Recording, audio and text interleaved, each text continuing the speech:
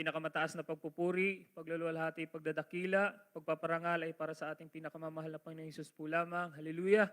Dubling paggalang po sa ating minamahal at ginagalang mahal na pastor, ebanghilista, Wildy Estrada Almeda, at sa hindi malilimutang turo at aral ng ating minamahal at ginagalang, Assistant Pastoral Lina C. Almeda, pagbati rin po sa buong Almeda Children. Hallelujah! Praise the Lord po.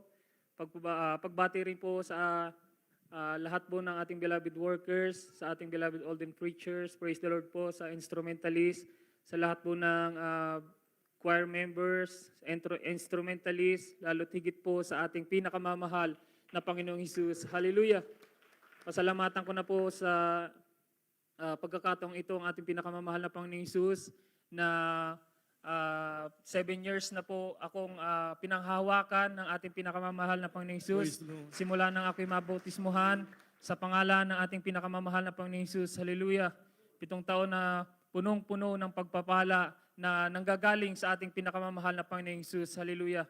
Mga minamahal, ipatotoo ko po sa inyong mga minamahal kung paano po ako binago ng ating pinakamamahal na Panginoong Hesus. Simula nang ako po ay maglingkod sa Kanya, mga minamahal. Way back 2016 po, 17, nang aking makilala ang ating pinakamamahal na Panginoong Hesus. Nung wala pa po ako sa ating pinakamamahal na Panginoong Hesus, hallelujah. Taglay-taglay ko po ang bisyo, mga minamahal. Andiyan po ang pag-iinom, pagsusugal, pagdodroga, mga minamahal. Tunay po na ang nagpahirap po sa aking buhay, hallelujah. Simula po nang mapunta po ako sa Manila, yan na po ang inatupag ko habang nagtatrabaho po. Subalit sa kahabagan ng ating pinakamamahal na Panginoong Hesus, ginamit niya po ang aking beloved wife na una na pong nakakilala sa ministeryong ito, Jesus Miracle Crusade. Hallelujah! Tunay po na hindi po ako nagpatumpik-tumpik, mga minamahal. Agad po akong nagpabautismo sa tubig sa pangalan ng ating pinakamamahal na Panginoong Hesus. Hallelujah! Subalit andyan po talaga ang pagsubok ng ating ng ating pinakamamahal na Panginoong Hesus. That time, mga minamahal, 4 months pa lang po ako sa gawain. Dumadalo po ako 3 times a week po dahil maluwag po dun sa aking dating trabaho. Subalit, hindi po pala yun ang kalooban ng ating pinakamamahal na Panginoong Hesus. May kulang pa po pala. That time, mga minamahal, nagkaroon po ako ng skin disease, mga minamahal, na tunay na masasabi ko pong nagpabago sa aking buhay, mga minamahal. That time, mga minamahal, hindi na po ako dumadalo. Nahihiya na po ako, mga minamahal, dahil yung aking kamay, yung aking paa, mga minamahal, nagsusugat na po, mga minamahal. Nagbabalat na po yan, mga minamahal. Tunay po na ginugulo po yung aking isip, mga minamahal. Subalit, nagpapasalamat po ako sa ating pinakamamahal na Panginoong Hesus. Bagamat baguhan po ako sa banal na gawain, hindi po ako pinabayaan ng mga naunang nakakilala sa ating pinakamamahal na Panginoong Hesus. Hallelujah! Tunay pong siniran ako kung paano po ako mag-release ng 100% na pananampalataya sa ating pinakamamahal na Panginoong Hesus. Hallelujah! Hindi pa ako nagkakamali, mga minamahal. August po, nang ako'y nagkaroon ng skin asthma, mga minamahal. Skin disease, mga minamahal. Hanggang sa oras na yun, mga minamahal, 3 months ko na po siyang dinadala. Ibig sabihin po, 3 months na rin po akong hindi nakakadalo that time, mga minamahal. Nasa loob lang po ako ng bahay that time, mga minamahal. Nakabalot po ako sa tuwalya, nakabalot po ang aking kamay at ang aking mga paa, mga minamahal, dahil once na hinawa ko po yung may sugat kong kamay sa parte ng aking katawan, yan po ay nagsusugat na rin, mga minamahal. Hallelujah! Tunay pong hindi na po ako lumalabas that time, mga minamahal. Naisip ko na rin po doon sa CR namin, mga minamahal, na isabit ko na po yung aking ulo, mga minamahal, dahil sabi ko po, ito na siguro yung kabayaran sa mga kasalanan ko sa ating pinakamamahal na Panginoong Hesus. Hallelujah! Subalit hindi po maiksi ang kamay na ating pinakamamahal na Panginoong Hesus. Binigyan niya po ako ng wisdom, mga minamahal, na that time, mga minamahal, andyan pa rin po yung pagdadalawang isip bilang tao, mga minamahal. Yung mga beloved cousin ko po, nag-offer po sa akin na dadali na po ako sa hospital. Sasagutin na po nila yung pagpapagamot ko dahil sila rin man po ay nag-worry na po sa akin. Nung nakita po nila yung kalagayan ko, mga minamahal, tunay pong nanluluho din po sila, mga minamahal. Subalit gaano po kadakila ang ating pinakamamahal na Panginoong Hesus. That time po, mga minamahal, sinusubok na po pala ako ng ating pinakamamahal na Panginoong Hesus. kung hanggang saan po yung paglilingkod ko, yung pagtitiwala ko sa ating pinakamamahal na Panginoong Hesus. That time mga minamahal, nakauuna po ako sa aking mga beloved cousin, mga minamahal. Diyan po sa dako ng North Edge sa mga minamahal, nag-aantay na lang po ako ng bus pa Antipolo, mga minamahal, pa Cubao. Pero nangungusap po yung ating pinakamamahal na Panginoong Hesus sa akin, mga minamahal, na pumunta po ako sa dako ng Pampanga, mga minamahal, sa pastoral po doon upang mag-ayuno po sa kanya, mga minamahal. Hallelujah! Tunay po na yan po yung nagpapalakas sa akin, mga minamahal, sa tuwing sabi nga po ng beloved preacher na narinig ko, muli po natin balikan kung gaano po tayo unang pag-ibig natin sa mahal na Panginoon. Talagang pag iniisip ko po yan, mga minamahal, kulang man po ako sa pagdalo dahil nasa dago po ako ng Ruais. Talagang yung spiritual ko po, mga minamahal, tumataas po talaga. Hindi po talaga ako pinababayaan ng ating pinakamamahal na Panginoon Hesus. Hallelujah! That time, mga minamahal, sa mabilis na kwento po, mga minamahal, tawag na po ng tawag sa akin yung beloved cousin ko sa Antipolo. Inaantay na po nila ako. Pero ang hindi po nila alam, that time, mga minamahal, sumakay po ako ng bus papuntang Pampanga po upang mag-ayuno po sa ating pinakamamahal na Panginoong Hesus. Pagdating ko po doon, mga minamahal, habang nasa sasakyan po ako, balot na balot po yung buong katawan ko, mga minamahal. Pinagtitinginan po ako ng mga pasahero dahil yung mukha ko lang po yung nakikita nila. Naka-jacket po ako, nakabalot po yung aking mga kamay dahil ako man po ay hiyang-hiya po sa aking sarili. Hallelujah! Pero pagdating ko po, mga minamahal, sa dako ng Pampanga, sa pastoral po, mga minamahal, parang wala po ako dun sakit, mga minamahal.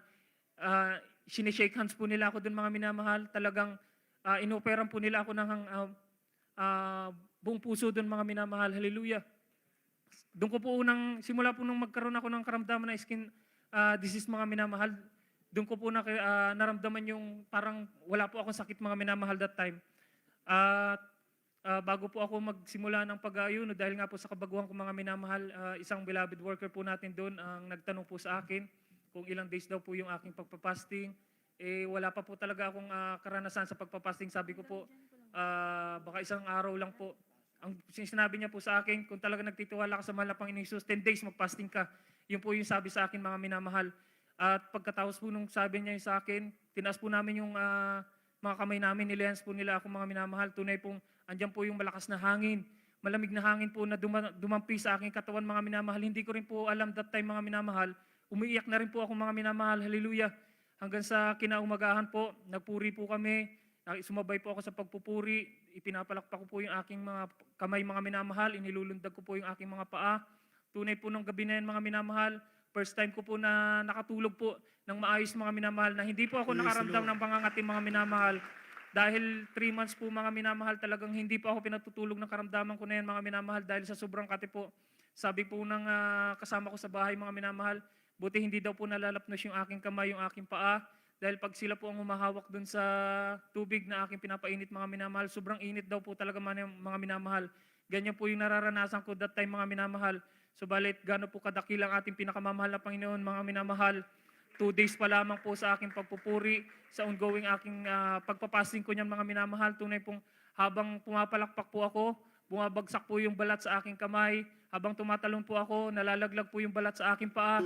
Tunay pong instant pinagaling po ako ng ating pinakamamahal na Panginoong Hesus. Hallelujah! Habang nagpapasting po ako, mga minamahal, sa pakikinig po ng mga patotoo, mga minamahal, sa preaching po, mga minamahal, yung beloved kapatid ko po, nilalagnat po yung kanyang anak, mga minamahal. Sabi po, ang pagpapasting ang isa sa pinakasandata po natin, mga minamahal, sa pagsagot sa ating mga prayers, mga minamahal. Tunay pong sinubukan ko yan, mga minamahal. Inilihans ko po yung pangalan ng aking pamangkin sa unat dalangin ng beloved Pastor Wilde Estrada Almeida, sa makapangyarihang pangalan ni Jesus. Kinas-out ko po yung lagnat niya, mga minamahal.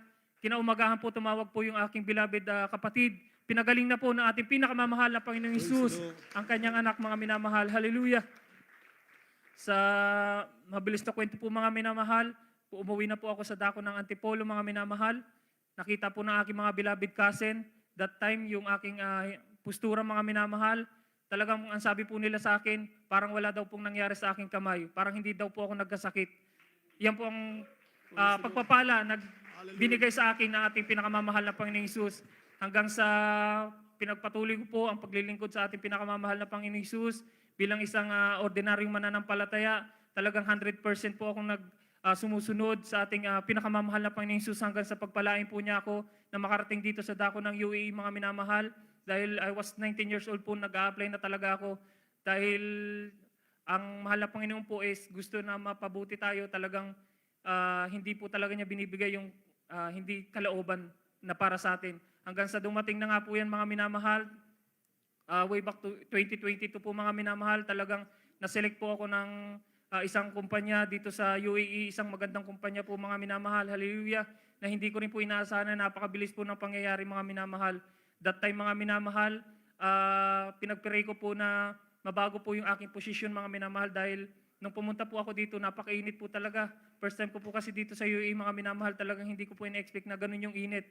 Subalit sa panalangin po na ating beloved pastor, sa mga turot aral po na ating beloved Mama Dear, tunay po na nanalangin po ako sa ating pinakamamahal na Panginoon Jesus na baguhin niya po yung aking posisyon, mga minamahal.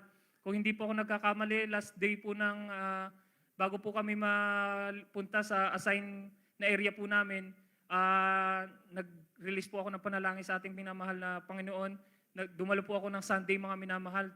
Umiyak po talaga ako, mga minamahal, na sabi ko po 6 months lang pagkatapos kong mabayaran yung cash advance, uuwi na po talaga ako. Subalit napakabuti po na ating pinakamamahal na Panginoong Hesus. Pag-release po ng papers, mga minamahal, mahal na Panginoon po ang nagbago sa aking posisyon, mga minamahal. Hindi na po ako sa labas nagtatrabaho, bagkus sa loob na po, mga minamahal. Hallelujah. Hallelujah. At pasalamat ko na po sa ating pinakamamahal na Panginoon Hesus sa kalakasan na pinagkakaloob niyo po sa akin, mga minamahal. Bagamat malayo po, ruwais po, mga minamahal, lalo na po ngayon. Before po, 4 hours yung biyahe. Kahapon po, ang biyahe ko almost 5 hours po dahil ang layo po ng iniikot ng bus dahil po siguro sa Kaya hanggang dito na lamang po ang pinakamataas na pagpupuri, pagluluhati, pagdadakila, pagpaparangal ay para sa ating pinakamamahal na Panginoon Hesus po lamang. Hallelujah, praise